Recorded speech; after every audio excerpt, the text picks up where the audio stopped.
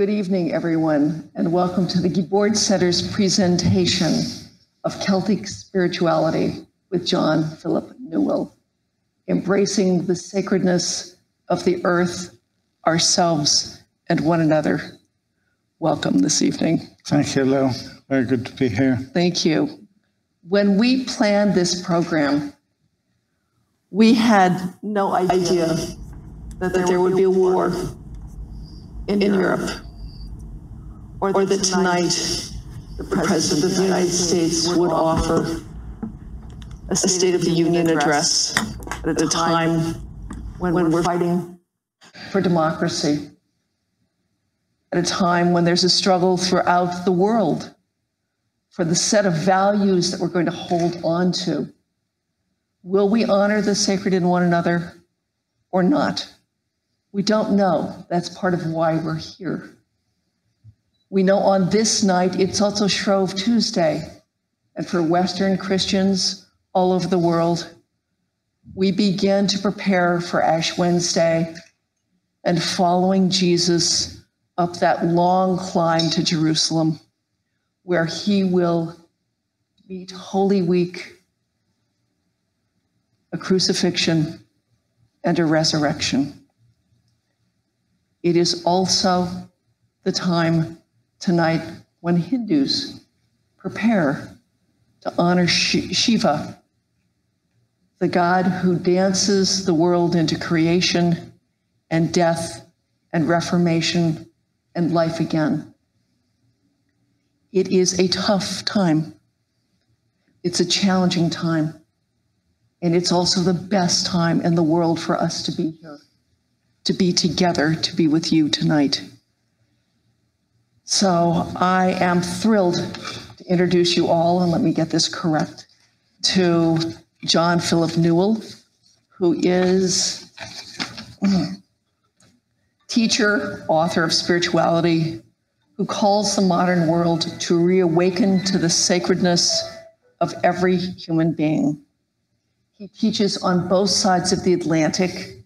That's that pool of water that's on the other side. And he has a school of Earth and Soul, which offers teaching events and retreats across the United States and Canada. He also leads international pilgrimages for weeks every year on the holy island of Iona in the Western Isles of Scotland. Now, I have to tell you all that I knew nothing about you, John Philip, until several months ago when I was in a bookstore. I don't know why I went into the bookstore, but I found myself reading his latest book, and it's his latest. He's done lots of other ones. And as I was standing there reading the book, I just read the very beginning of it, and I'm going to share that with you and tell you what happened. Quoting, "We know things in the core of our being that we have not necessarily been taught. And some of this deep knowing may actually be at odds with what our society or religion has tried to teach us. This book is about reawakening to what we know in the depths of our being, that the earth is sacred and that this sacredness is at the heart of every human being and life form. To awaken again to this deep knowing is to be transformed in the ways we choose to live and relate and act." I then realized that there were tears running down my face, and that this book articulated what we struggled for 12 years ago when we created the Guibord Center. And I reached out to this good man and said, "We have to get together." And he responded and said, "Yes." So here we are. John Philip Newell, you're here, and I'm thrilled.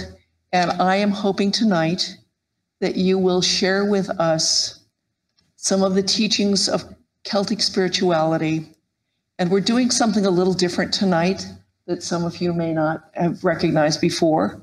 We've invited a group of some of our spiritual leaders to join us, and we're going to ask them to share questions with us as we go along. I'm also hoping at some point, and I'm not sure if it's going to work with Zoom and with streaming and all of that, that you will share with us some of your ancient Celtic tools of centering. Because in this tough time, we need to be centered. We need to be centered, and we need to come together and take nourishment in what you have to share. John Philip. Thank you. Thank you, Lo, and it's very good to be in your company. Thank you for the invitation. I loved hearing that story of you in the bookstore and the tears that you wept. Not because you were reading my book, but because tears, I think, are an indicator that something very deep in us is being addressed. And I love what Carl Jung says when he says, when we weep, something in the salt sea of life's origins is stirring in us again. So I find in my own life, and I observe in so many others, that it's important to pay attention when we weep, because something very deep in us is stirring, calling our attention. And the starting point of the book is very much the sacredness of every human being, sacredness of every life form. And as you were speaking about that experience of being in tears, I was returned to the birth of my first grandchild 6 years ago. And one of the earliest teachers in the Celtic stream from which I draw says that when we look into the face of a newborn child, we're looking into the face of God, freshly born among us. And Pelagius, in saying this about the newborn child, of course, was not just speaking about the newborn child, he's speaking about what is deepest in every human being. And this is a stream of wisdom that is inviting us to look for the countenance of the divine deep within every human being. So when news of my first grandchild's birth came and I was about to go into the hospital to visit her, I went very much with this sort of Pelagius text in mind. When we look into the face of a newborn child, we're looking into the face of God, freshly born among us. And that was certainly true to my experience. But what I'd also like to share is that when I held Ember, her name is, she was born in a very dark Scottish winter, middle of a dark winter, and she was like this shining or light in our midst. So my daughter called her Ember. And when I held Ember in my arms and was looking into her face, she was looking at me with such peace, with such stillness. And the surprising thing for me was that I found God looking into my face. And I wept. Yes. Oh. As we do when we're truly and deeply seen in love. And this starting point in the Celtic stream carries radical implications, because if we truly see one another as sacred, if we are expecting and looking to find the face of the divine in one another, then it radically challenges how we see one another, how we listen to one another, how we think of one another, how we act, how we desire for the other what we desire most deeply for ourselves. So it radically challenges us into ways of seeing, ways of being that break through many of the boundaries that our culture or our nation or even our religions at times have set on us. There's been an expectation often within the boundaries of religious traditions or within nations to recognize the sacredness of our tribe or our nation or our people. But I believe that a true and deep and life-changing spirituality will always be breaking through those limitations of sacredness. Well, I think that's what we were trying to say with the Guibord Center when we said our mission was to bring people together to challenge assumptions. Because we have such deep assumptions about one another, many of which we're unaware of until we come up against something. And that's when we have a chance to either lock in those assumptions or to break them open. What I love in experiencing the book and Celtic spirituality is, for me, it enabled me to get past the labels and have that kind of dynamic experience of, what is it really like if we see the sacred in one another, if we expect to see the sacred, if we see the sacred in animals, if we see the sacred in living things, it is transformational.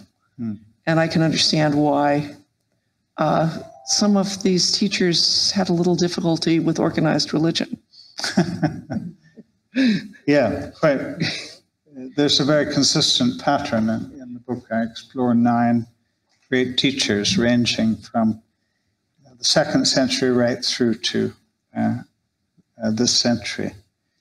And the consistent pattern is that these teachers were an inconvenience to power, whether religious power or political power. Yes. Because they were challenging the limited boundaries of sacredness that our nations and religions have often worked within.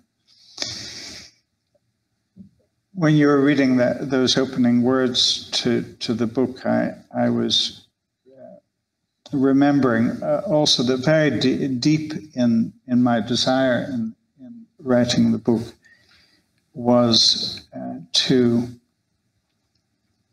be part of a reawakening to what we most deeply know. I believe that the role of a spiritual teacher and our role to one another in terms of serving what is deepest in one another is never to assume that truth is something that I am to somehow deposit into you. And I think that a lot of religious hierarchy has often worked in terms of a dispensing of truth rather than a releasing of truth. And I think that what we can be for one another is liberators of this well of truth. It is at the very heart of our being, made of God. Many years ago, I was giving a talk in Virginia, in a little church in Virginia. I was speaking especially about the sacredness of every human being, but also speaking about sacredness of earth. And I was contrasting that to what a way of seeing that has dominated a lot of our Western Christian inheritance and is expressed in the Doctrine of Original Sin, this doctrine that has been used to teach or to give the impression that what is deepest in every human being is opposed to the divine rather than being of the divine. And I was speaking about seeing God in the face of the newborn. And at the end of the talk, I was standing at the front of the church, and a woman came up the central aisle with a copy of my book, Listening for the Heartbeat of God, in her hand, in which I explore these themes. And she was coming up the central aisle so purposefully that the naughty boy in me thought, she's going to hit me over the head with that book. But I was quite wrong. When she got up to the front, she said, I want to show you what I wrote in this book after reading it. And she opened the cover, and inside she'd written, I knew it, I knew it, I knew it. And I so love remembering that story. And I wish I had thought to ask her for that book, because I would have carried it with me. Oh, yeah. It would be with me now. Yes. Because she so simply and succinctly said what our experience is when we hear wisdom that has been neglected. We may never have heard it before, it may never have been taught to us, but when we hear it, our deep response is, I knew it. And it would have been an important and constant reminder to me as a teacher that my role is, and our role for one another, is simply to try to articulate what is already in the heart of the other. Yes. Because there have been just too many dangerous patterns in religious hierarchy in which the model has been, let me generously tell you what you don't know. But the original sin bit has so dominated a lot of our Western Christian inheritance. And one of the things I've loved about interfaith, interspiritual opportunity is to find just how free many other traditions are from this weight that has haunted so many people in the Western Christian tradition. A number of years ago, I was part of an interfaith trialogue, I suppose. There was a rabbi, an imam, and I was there as the Christian teacher. I mean, it sounds like the beginning of a joke. It does, yes. And they're in the bar. That's right. And it was a primarily Christian audience or gathering. And at one point, someone in the gathering asked us if we would speak about the doctrine of original sin. And this is a Christian problem. It's not a Jewish problem. It's not a Muslim problem. But the rabbi was the first to respond. And he said, original sin. He said, that to most Jews would mean that was a really original sin. That was a really creative sin. I thought, thank God for interfaith dialogue. I mean, here this rabbi had got a room full of Christians laughing about the doctrine of original sin. And we do need to laugh at the absurdity of this doctrine if we hold it in relation to the face that we see of a newborn. But yes, we need to laugh at it, but I think we also need to weep at it. It's done untold wrong. Not only in how we view our deepest energies, I think it's inhibited a looking within for the well of truth, but it's also done untold wrong in terms of how we look at the so-called other. Yes. And we suspect that we've been led to suspect that what is in the so-called other is somehow opposed to the divine rather than being of the divine. Yeah. It changes everything. I mean, it really does change everything. If I can look at people with the expectation of seeing original grace as opposed to original sin, then I'm looking at people eagerly and openly. And it really does change everything. Mm. So the question is, how do we do that? And I think part of learning about Celtic spirituality is it breaks some of those images. And it gives me the chance to, that feels so much better. That original sin stuff felt awful. And it didn't feel right. And this feels better. Yeah. And I think that's at the core of this. If we can see the sacred in animals, if we can see the sacred in the earth, then it becomes a joyous exchange instead of a guarded exchange. It's not about power. It's about meeting. And I think that certainly is one of the things that came to me in your book. And I think some of the other teachings about our interconnectedness, which is another thing I think we know, but we get taught that that's not right. Yeah. You know, the interweaving that came from some of those other figures. And, you know, when you wrote of St. Bridget being in the doorway, I mean, that's a wonderful teaching. And can you share a little of that with us? Yeah, I wonder if I could first of all go back to your important question. How do we do that?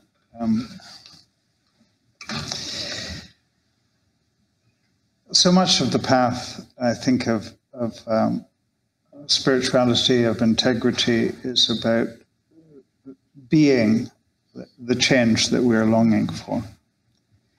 And I love that, those words from the Quran.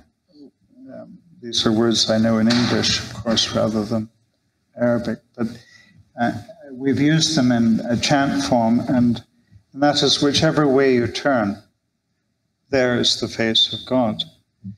And we often use this in our spiritual practice on Iona, in pilgrimage weeks, or in retreats of the School of Earth and Soul.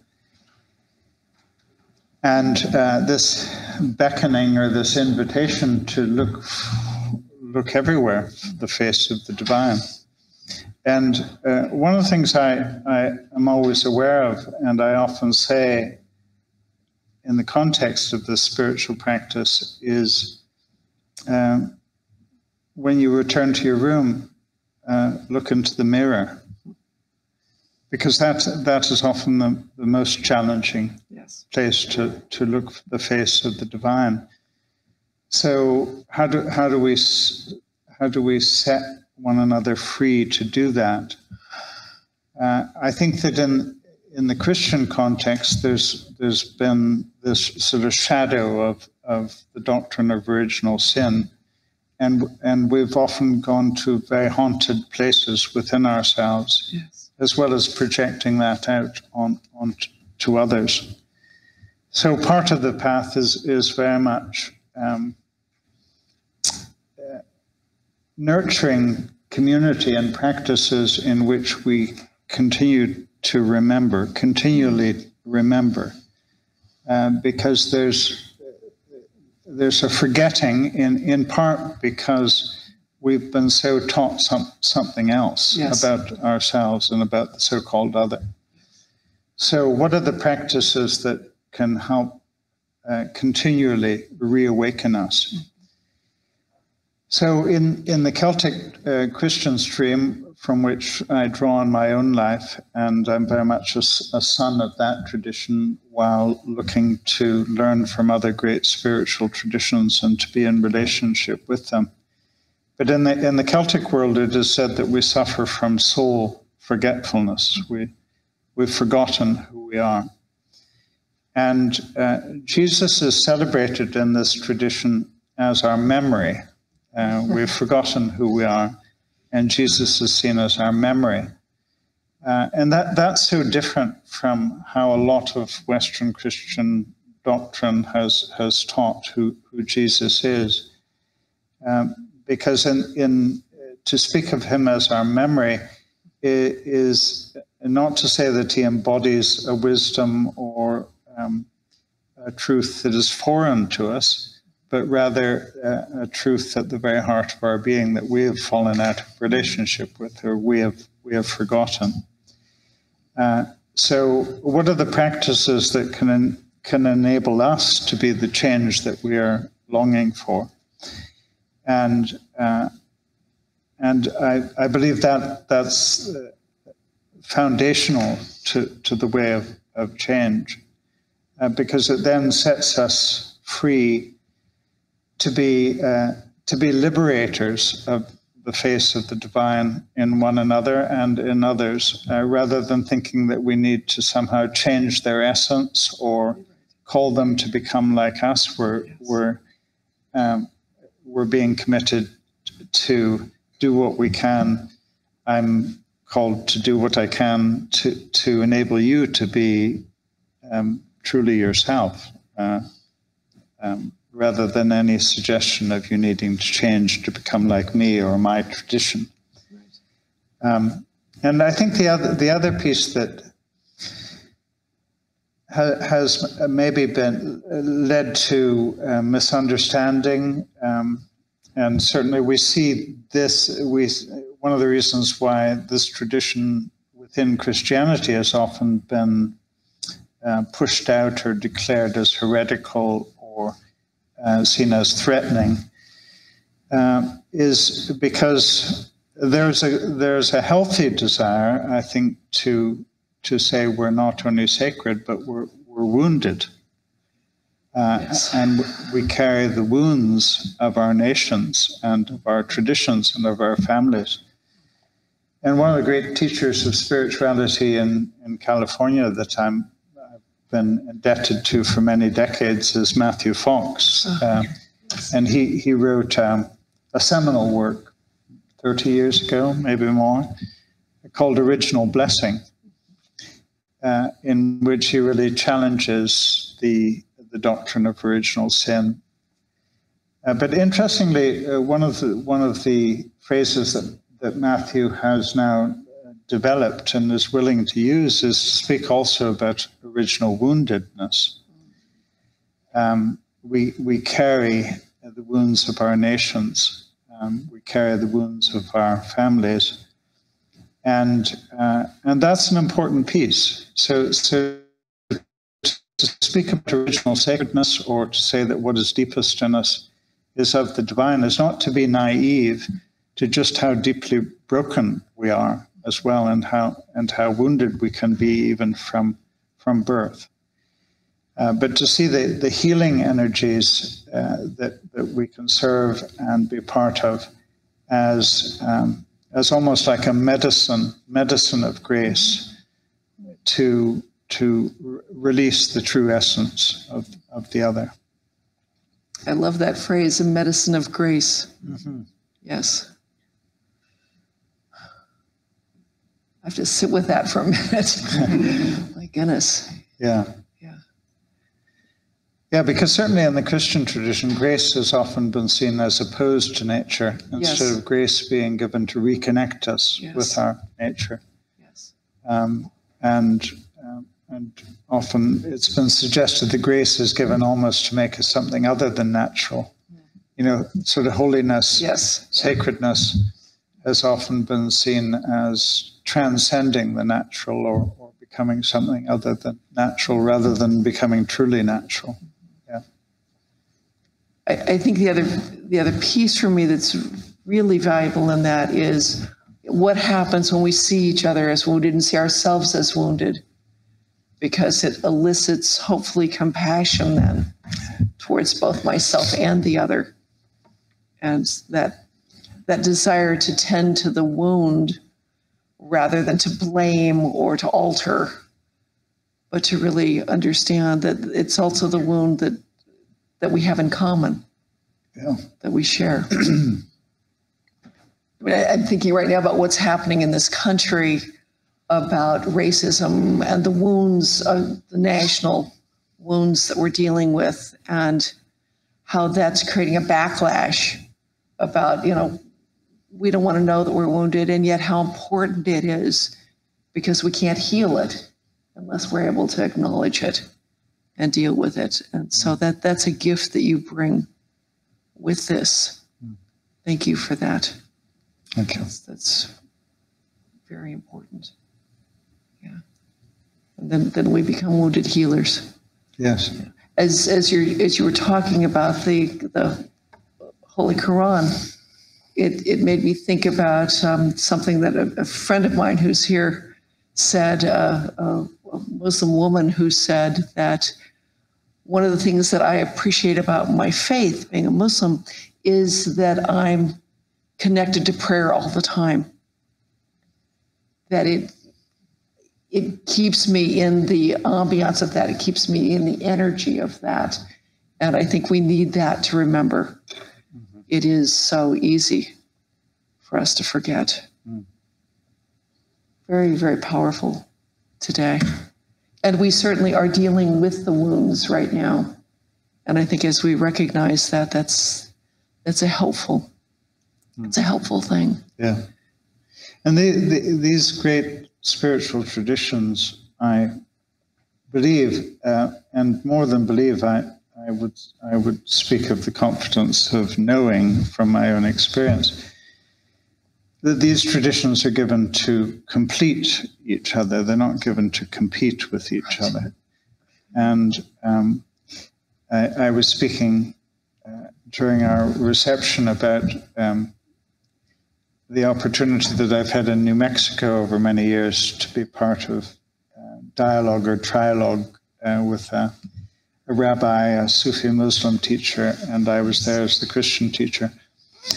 And I remember so clearly one of the days that I was teaching from a gospel text of Jesus. And our practice would be to do a bit of teaching, then to meditate on a scripture passage from our relevant tradition, and then come back and share. And the day that I was teaching from the Christian tradition, I gave a gospel text, and Rahma, the Sufi Muslim teacher, was sitting. She chose not to do a walking meditation, but just to be seated. But I was very aware of her countenance. I mean, she looked like Moses having come down from the mountain. I mean, she was just radiant. I mean, her face is always very radiant, but it seemed to be absolutely shining. And here she was meditating on a gospel passage. And I thought, Rahma, I hope you will speak when we come back together. And sure enough, she did. And she began her reflection by saying, I so love Jesus, peace be upon him. He is so compassionate. He is so merciful. He is so truthful. And those of us who are Christians were sort of looking at Rahma, tears streaming down our faces, saying, Rahma, you're teaching us how to speak about Jesus. And that's been my experience of the blessing of true interspiritual or interfaith relationship. Yes, we can offer our distinct wisdoms to one another, but I think part of what the relationship can do is actually shine new light, fresh light, richer light on the truths that have been in our tradition, but somehow we've fallen out of relationship with them or haven't seen them. And that is exactly what true relationship should be. That it's not just offering from the other tradition; it's actually being in relationship in a reverent, attentive enough way that we can set some of that sort of treasure that's already there, but we can be part of lighting it up again. Yes. Yeah. Yes. Yeah. I know that for me, some of the greatest things that have illuminated me have come from my experiences of people with other faiths. You know, I learned from my rabbi friends that they wrestled with scripture, and that's not being antagonistic. That's really digging in and caring and wanting to learn and to understand. And like many Christians, I grew up, take it on faith, and this is what it says, and stop there. And it becomes exciting and alive and wonderful when you're able to do that. And I learned that from my my Jewish friends as from my Muslim friends, I learned something incredibly powerful by getting down on the floor and putting my head on the floor. And when you talk about surrender, that's a whole different experience than just talking about it. It's that really giving yourself over and the tremendous gift of that. And those are treasures that I wouldn't have had I not had those experiences. Mm-hmm. So I think that what we can learn from one another is tremendous. And to me, it also takes me back to some of the spiritual teachings that comes from your tradition about the interrelatedness, the interconnectedness that we have, not just to our faiths, but to one another and to the cosmos. Mm-hmm. And that's those two concepts, that everyone and every living being and the earth are sacred, and that we're all connected, that it's about relationship, about how we treat each other, how we relate. If you look at some of our organized religion, that just blows things wide open in a very good way. In a very good way. Mm-hmm. So I love in the book that you, with each of these teachers, it's like you add another piece of depth to it as you go on. I mean, you start long ago and then you begin to move through it, and it becomes a very rich tapestry, a very complex one by the time you get to the present. So can we get you to address some of that from one of the other teachers in the book? Yes, Pierre Teilhard de Chardin really comes out of the French Celtic stream. Sometimes we sort of limitedly think of the Celtic as Scotland, Wales, Ireland, Cornwall. But that's just the fringe, that's just the edge of Celtic culture, which at one stage spanned the whole of Middle Europe, ranging from Turkey at the eastern side of Europe right through to the Atlantic coastline of Spain. So these places like Galatia, Gaul, these just mean the land of the Gaels, the land of the Celts.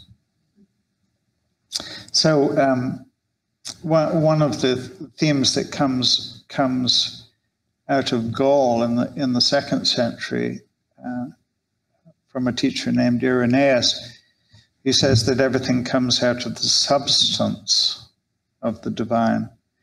And that word is still a bit shocking to our Western ears, because we've lived in such a dualistic world, spirit as opposed to matter, heaven as opposed to earth, the divine as opposed to the human. And what these great Celtic teachers are doing is refusing that dualism. And someone like Teilhard de Chardin, 20th century French Jesuit scientist, mystic, he calls this stuff spirit matter, spirit-matter, and invites us to see that what we do to this stuff, the stuff of the human body, how we handle one another in relationship, how we care for the physical needs of those who are hungry, homeless, how we handle the matter of the body of earth with reverence, but also justly in terms of access and distribution of the earth's resources. These are sacred matters.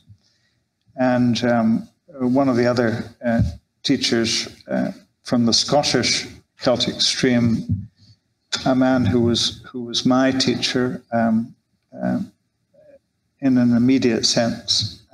I knew him when I was a young man, and before he died, I was able to spend quite a bit of time with him. One of his phrases was, matter matters. And because what we do to matter is the essence and expression of our spirituality. Yes. So in that stream of people like Teilhard de Chardin, and he says at the heart of matter is the heart of the divine. So the deeper we move in any created thing, the closer we're coming to the sacred light from which all life has come.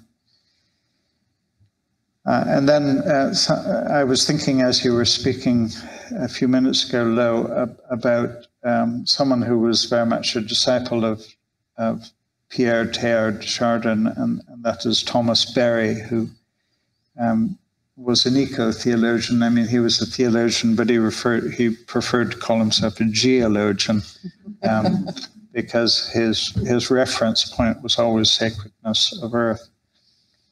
And before Thomas Berry died, he said about this moment, this age in which we're living with an earth awareness, the likes of which we've never known before, in nearly every great discipline of thought, is inviting us to learn from earth and to know that our well-being is tied inextricably to earth's well-being.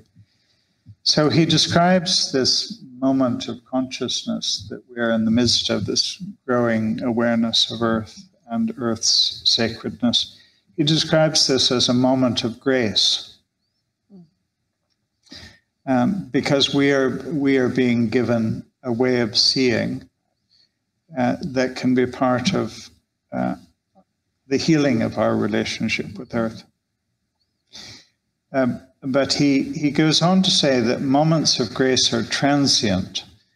And by that he meant, will we meet this moment? Will we actually translate this awareness into action? Or will we miss this moment? Because we're in danger of missing the moment of awareness in terms of turning the infection of earth around so that our children and our grandchildren can experience earth as we have known it, because we are in danger. One of the other figures that you've already touched on briefly is Bridget of Kildare, and she's a 5th century Irish saint who very much is like an icon of sacredness of earth and sacredness of the feminine. And these two are inseparably related, and how our Western culture has exploited and wronged the earth is exactly the story of how our Western culture has so often subordinated and wronged and exploited the feminine. But Bridget is very much a figure that encourages us to know that to be made in the image of God is to be made in the image of the great imaginer, to be made in the image of the great dreamer. And that's a theme that is carried on through the centuries. So someone like Thomas Berry says the universe is so amazing, it must have been dreamt into being. And then he goes on to say, prophet as he was, we are in such a mess, ecologically, politically, religiously. We're in such a mess that we need to dream the way forward. We need to allow ourselves to imagine ways of being, ways of seeing, ways of interrelating that we haven't known before. Because it's so easy to get stuck, almost paralyzed by the great challenges of this moment, whether they are in relation to war, or whether they're in relation to environment, whether they're in relation to race relations. We get paralyzed by living with the paradigms of the past, instead of seeing that we are of the imaginer. So to give attention, to give commitment and energy to allowing ourselves to imagine new ways of being. And we've been terribly afraid of not getting it right. And that's a great inhibitor to the imagination. Think of how the children play. Yes. Play quite freely. So let's acknowledge that by imagining new ways, we're going to make some mistakes.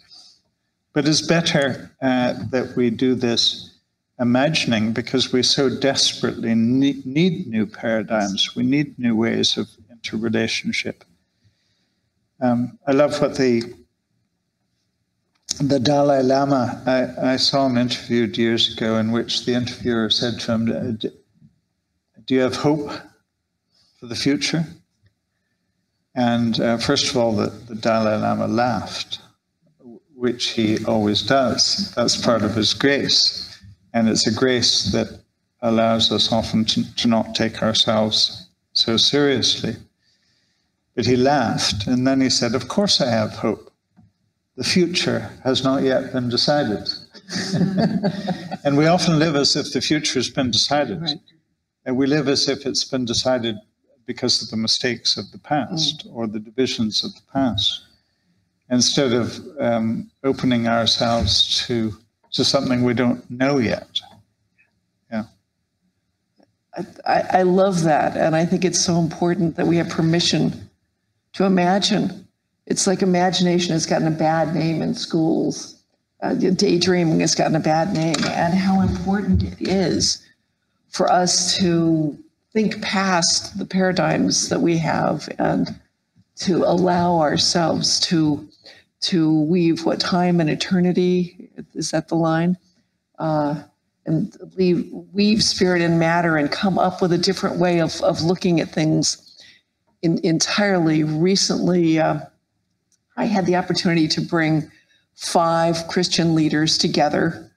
Our webmaster had said, we need to know what to tell people when they come to the website and want to know about Christianity. Okay, so let's get an Eastern Orthodox Christian, let's get a Catholic, let's get somebody from the Protestant churches, somebody from the historic Black church, and let's talk. So we started with this very kind of pedantic set of questions, and it took about 3 minutes before Bishop John Taylor threw those out the window, and we got into this really fascinating conversation about what does your Christianity mean to you, and what is it we'd like to tell people? And all of a sudden, everybody came alive. And what was funny was the people who were recording it for us, they were completely blown away. It's like, this is great. But how do we capture this? How do we talk about this? We began to imagine, and as we imagined, everything caught fire, and we had energy again.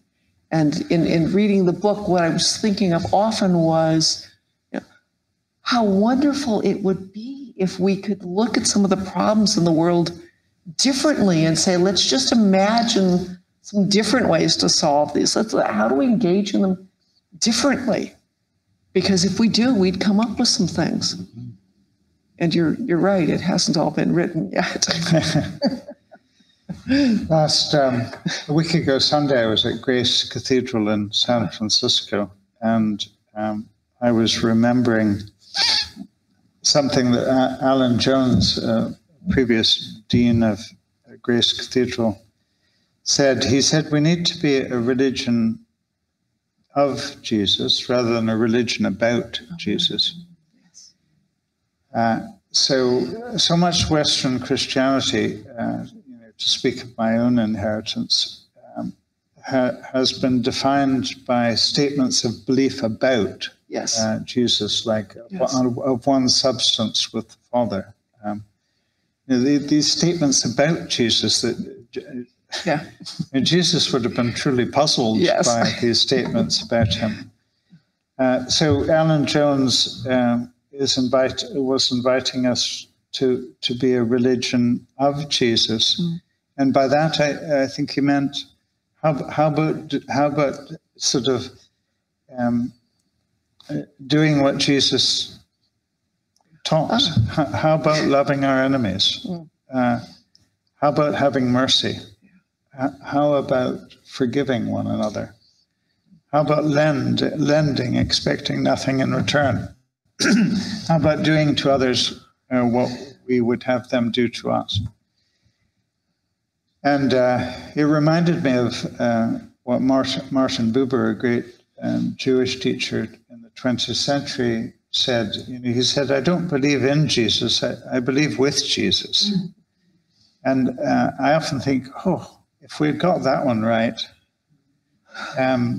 because we've built the structure on statements about Jesus, and Buber goes on to say that Jesus is his great brother, and he can say that on the basis of this shared vision of what Jesus is calling us to do, rather than believe about. Yes. I think out of our conversation, one of the things that was pointed out with these Christian leaders is that in the West, we're busy trying to understand God, and in the East, they're busy trying to experience God. And then our person from the Black church said, and in the Black church, we're trying to feel God, to feel the experience, to feel the emotions. What is it like for our hearts to experience God? And it was, I sat there and said, you're right, that's exactly what we're all doing. And how do we do this differently? So I think that...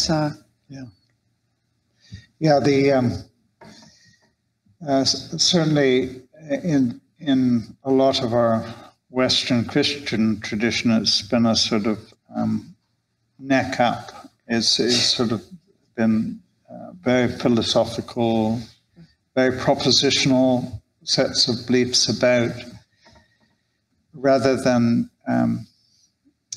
either allowing our heart to be a faculty of knowing, and allowing our bodies to be a faculty of knowing. I remember years ago, I was given the opportunity to go to India for the first time. I was based at the Abbey on Iona at that stage back in around 1990.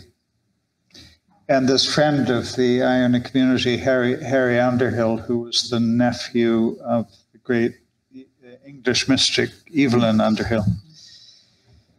And Harry very perceptively saw that we needed some exposure to the East. And in part it was because we were, he perceived that we were somewhat limited to just a sort of head knowing of the sacred, and again, knowing about, rather than experiencing the sacred as the way into a deepening relationship with the sacred and one another and earth. So Harry Underhill made it possible for me to go and spend some time in India with Bede Griffiths, who was a great Benedictine monk, who his most seminal work, a work that reflected his life, was called The Marriage of East and West, in which he really invited those of us from the West to access meditative knowing. So I at that stage was still quite a good Western boy, and I realized I was going to India with some anxiety about the inner realm. I mean, why would you want to trust the inner realm? Original sin. I mean, why would you want to access? It's in your body. For yeah. And the first night in India, I had a dream that pretty emphatically revealed to me my anxieties. I wasn't very good in practicing attention to dreams, but this one was so clear. So in the dream, I was knocking back shots of vodka with Mikhail Gorbachev, and we were knocking, and after the third shot of vodka, I discovered a chemical residue. In the dream, I found a chemical residue at the bottom of the shot glass, and I thought, I'm being drugged, I'm being deluded.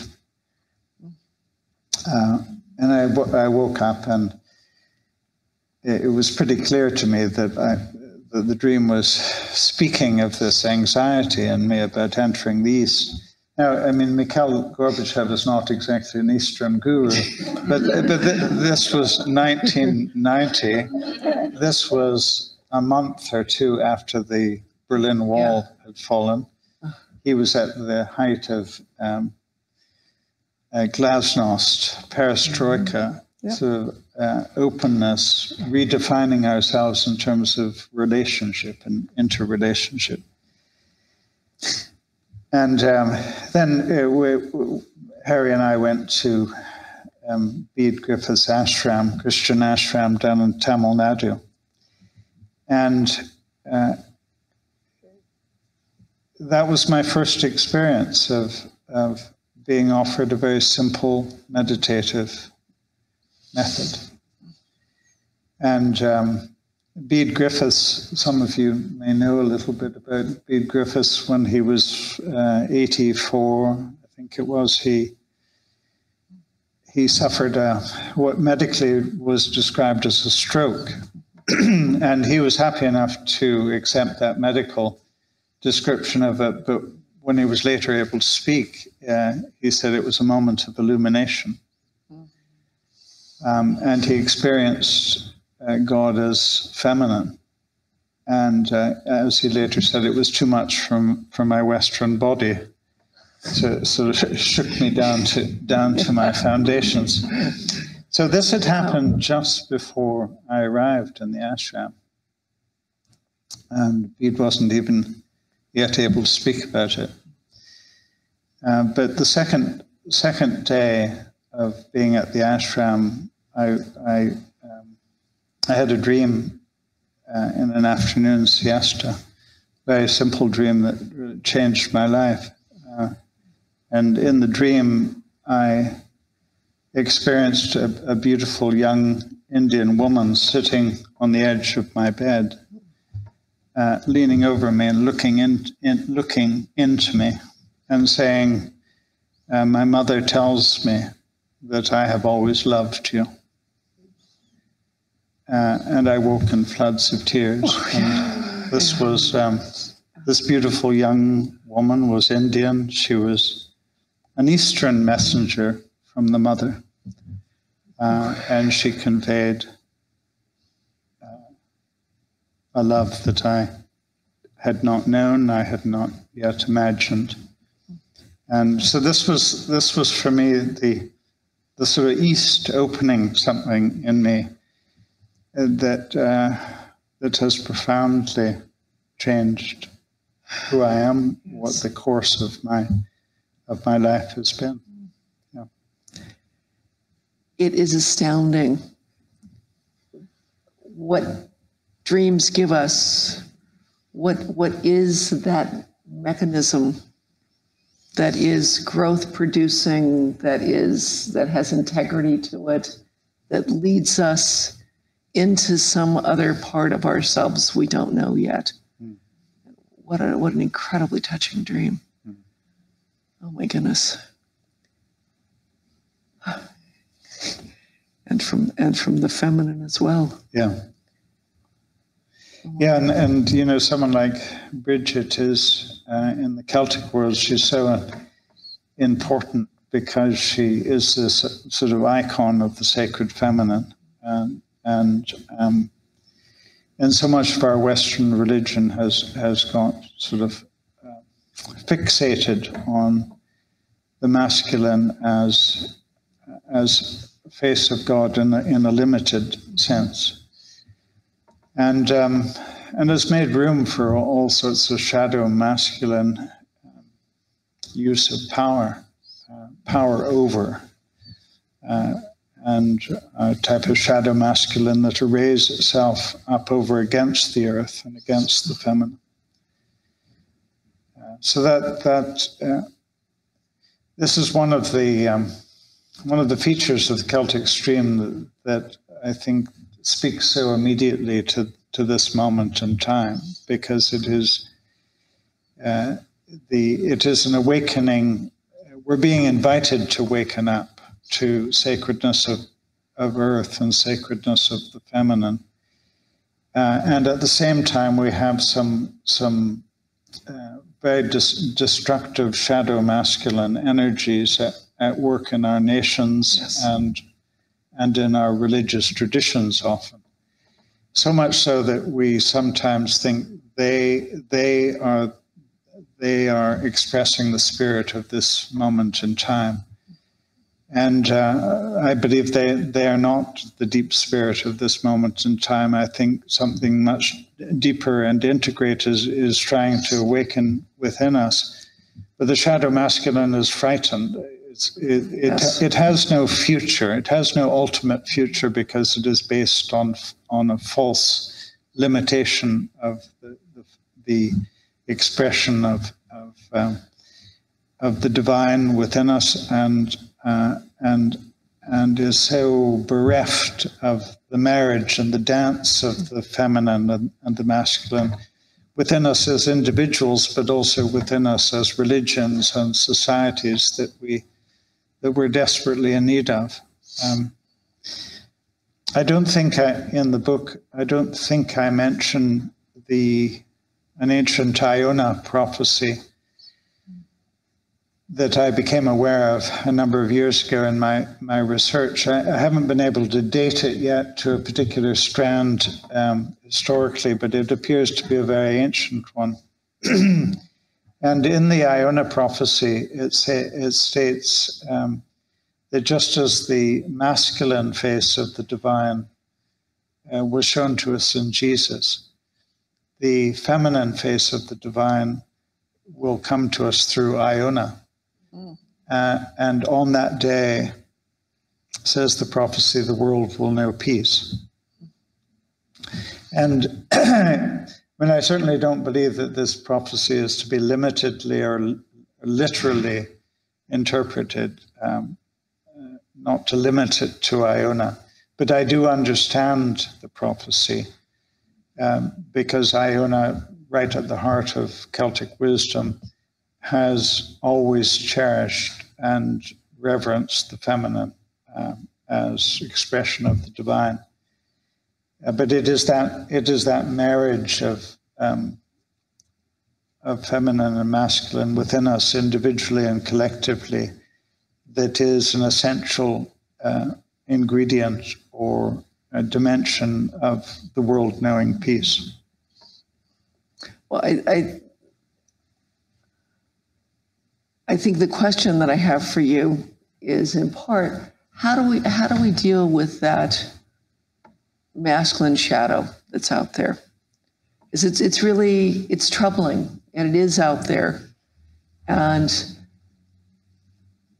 archetypes pull archetypes.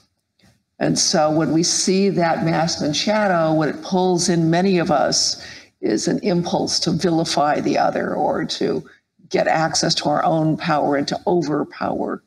And it's crucial right now that we not do that. How do we wrestle with that?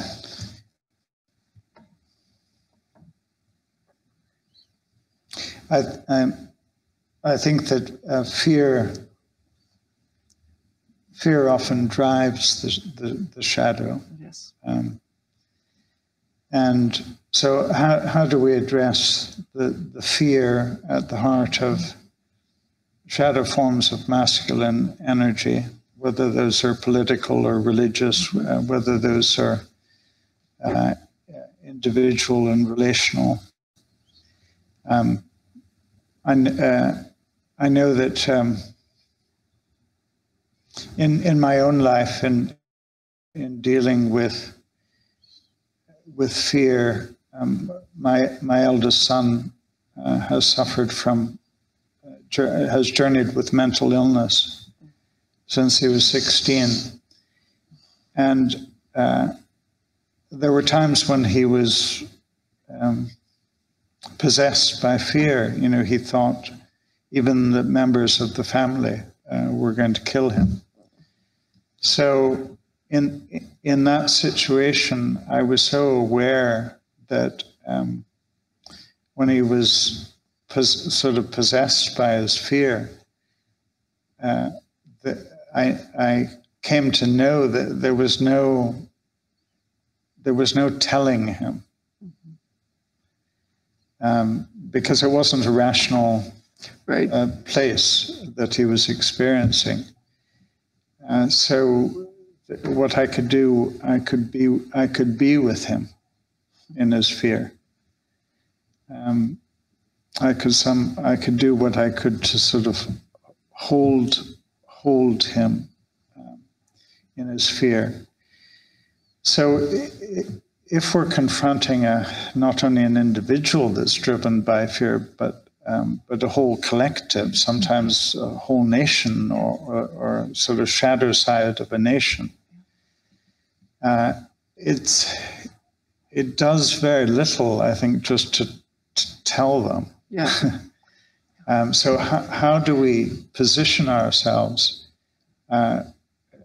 compassionately in relation to someone who's possessed by fear, in a way to bear the healing energies of love and compassion? I love those words of Jesus.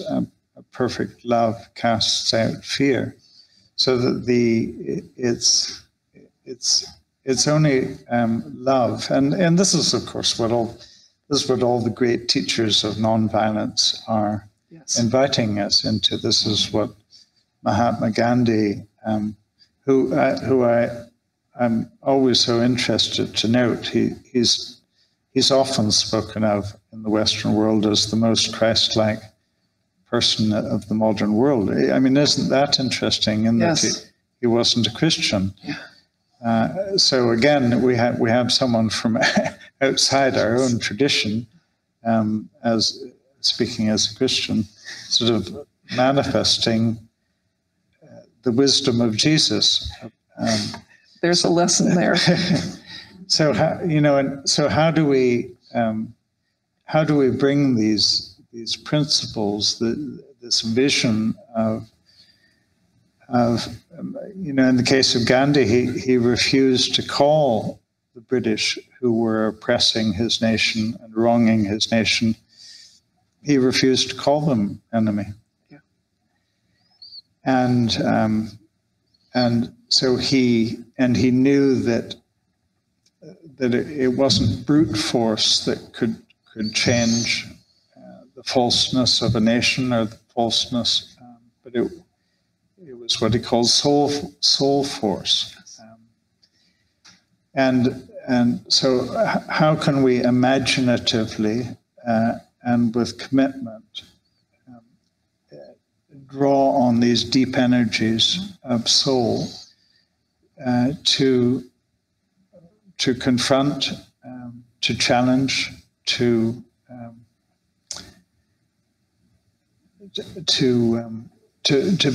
be open to a way forward that isn't bringing might against might. Yes. Yeah. And we certainly do need that imagination to be able to do that, and that kind of love that does it. A tough order, which takes all of us, and one of the things that's really clear is that none of us can do it alone. Yeah. That it's really important that we do it in community and find community to do it in. And so I thank you again for bringing that to us and that reminder, because I think particularly in the United States, we have this image about the fact that we're supposed to do it alone, and we can't, and we don't have to. And it's really important that we don't. And as you were talking, I was thinking about that old, I think it's a Hindu tale that we all know about the blind men and the elephant. And to me, there's great value in that, because each of those individuals tells the truth when they experience the elephant as a spear or a tree or a leaf, and they're all right, and yet they've missed the essence simply because they can't see it. And then I think about all of us. I'm an animal person, be forewarned. All of us who've learned that, you know, elephants are these big kind of dumb animals that are in circuses, and what we're learning now is that elephants are these extraordinary beings. And you can look at movies of elephants swimming in rivers with babies, with young children and natives, and they never hurt them. They never step on them. They never come close to stepping on them. They know where they are all the time. And when elephants have been taken from the bodies of their mothers that have been killed by poachers and been raised separately by humans who try to love them back to health, there's a point where they need to be returned to the herd. And the herds are on these tremendous reserves with thousands of acres, and yet somehow when the babies are brought back in the trucks to the central place, all of the elephants have come to gather and to welcome them. And when I think about the love that's there, when I think about the miracle that's there, it says to me how little we know about how miraculous this world is and how coated it is with that. Mm-hmm. And I think in the Celtic spirituality, we're called into some of that curiosity and wondering and looking for grace and looking for the fact that God is in the cosmos and is in us. You know, we don't know how our bodies work. We have no idea how our bodies work. We have lots of labeling, but I don't know a single material out there that has had the wear and tear that my hands have, and yet they're back together again every night. I don't know how that happens. So I celebrate the miraculous and that sense of goodness that I think we lose a lot, and is a very powerful tool when we're dealing with nonviolence, mm-hmm. when we're dealing with the power of loving one another. Yeah, yeah. Brian Swim, the new cosmologist, speaks about this, the way in which every atom in the universe is longing at some level to remain in relationship with every other atom. And he calls it the urge to merge, that is very deep in the universe. And so if that's a cosmic, divine expression of the divine in the cosmos within at the atomic level, then part of what we're being invited to do is to access that urge to merge, or that divine yearning to be in true relationship. And this sort of takes us back to part of where we started the conversation. It's so diametrically opposite from assuming that what is at the heart of the other nation, at the heart of the other people, is original sin. We're being invited to look for the yearning for oneness that is deep in the very elements of the universe, as well as deep in the mystery of humanity. That we are of that yearning for oneness. It is that yearning for oneness between the sun and the earth that we're born of. You know, if that sort of gravitational desire within the universe to move in relationship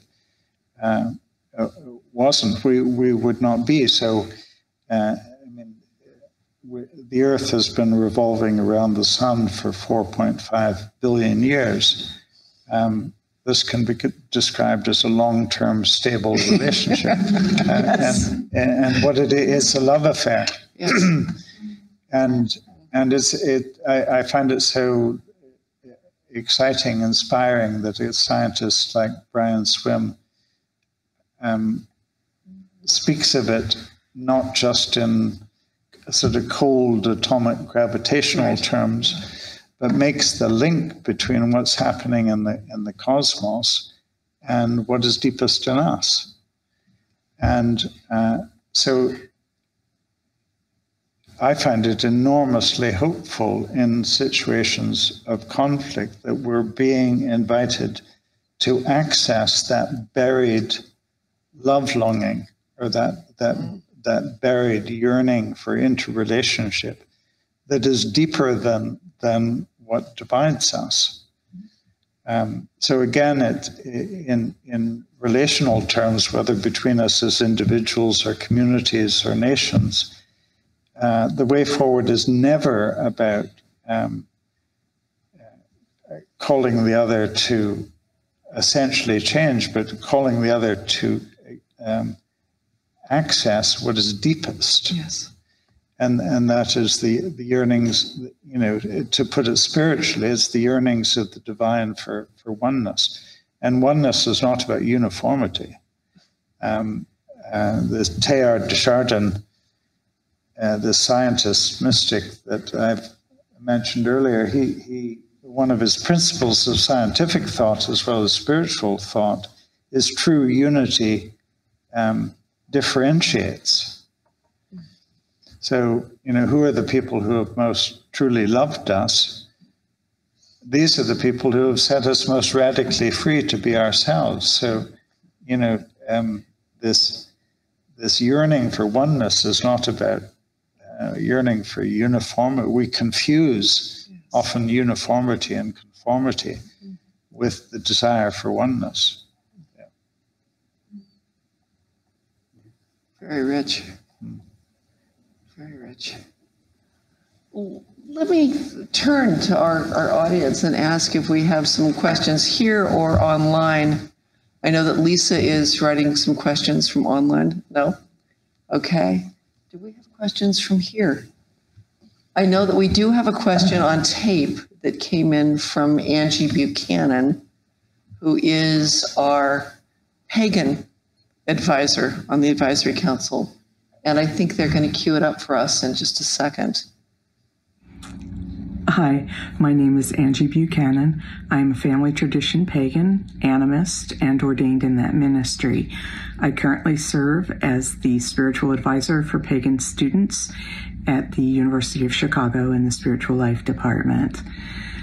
I see you being humble with Native Americans, acknowledging how the European arrival to North America served to destroy many of their traditions and caused many of their cultures and languages to go extinct. In relation to that, my question is that I wonder if you have made any connections with Celtic pagans, particularly academics and scholars, to discuss these living practices of Celtic spirituality as they exist in their pre-Christian forms, and to consult with them about those origins and about their thoughts on the modification and use of their traditions in your practice. Thank you. The question that Angie was asking was that in your book you spoke of respect for Native Americans, and the pagans were part of the Celtic world, and she was curious to hear your reactions to paganism, because certainly in this country, paganism has been vilified and continues to be. Yeah, I mean, pagan basically means of the earth, and the Celtic tradition is emphatically in favor of that. But more specifically, it's really interesting to look at that time historically of meeting between Christ wisdom and Druidic wisdom in the pre-Christian Celtic world. Excuse me, because the great teachers in the pre-Christian Celtic world had been the Druidic figures who had a great wisdom of the movement of the stars and the planets, had a great wisdom of earth and of earth's healing energies and herbal wisdom of healing. They had great attentiveness to the wisdom of the human soul that was passed down very much in an oral tradition, poetic oral tradition of wisdom being bestowed from one generation to the next. And when that meeting occurs in the Celtic world between Christ wisdom and Druidic wisdom, what we see is a profound meeting. We find a sort of a marriage of wisdom traditions. And people like Columba of Iona, for instance, and Bridget refer to Christ as their druid. So one of the reasons why there was so much conflict between the Celtic Christian stream and the sort of Mediterranean imperial Christian stream, especially once Christianity got into bed with empire in the 4th century and became so linked with the mode of power over and prestige.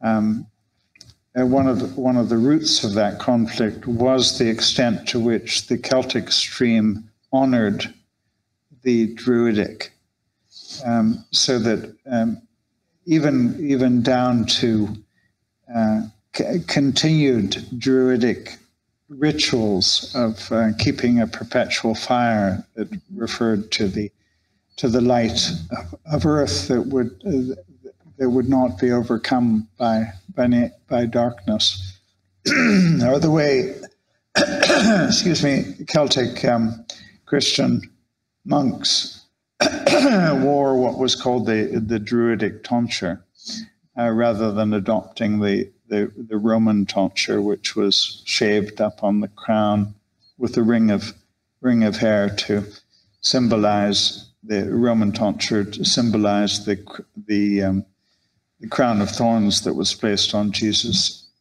during his trial and crucifixion. So the Celtic monks continued to wear the Druidic tonsure, which was long-haired and shaved around the side and back. And this was a way of emphatically honoring and bringing the wisdom of the Druidic right into their Christ devotion, and seeing it not in any sense as in opposition, but as a deep continuity between the traditions.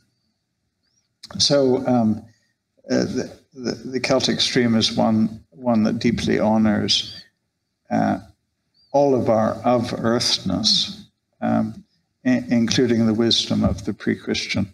Yeah. Thank you. Yeah. I know it's been very valuable for the Guibord Center to have Angie and that pagan wisdom and that reconnection to the earth that she's brought us, in both an awareness of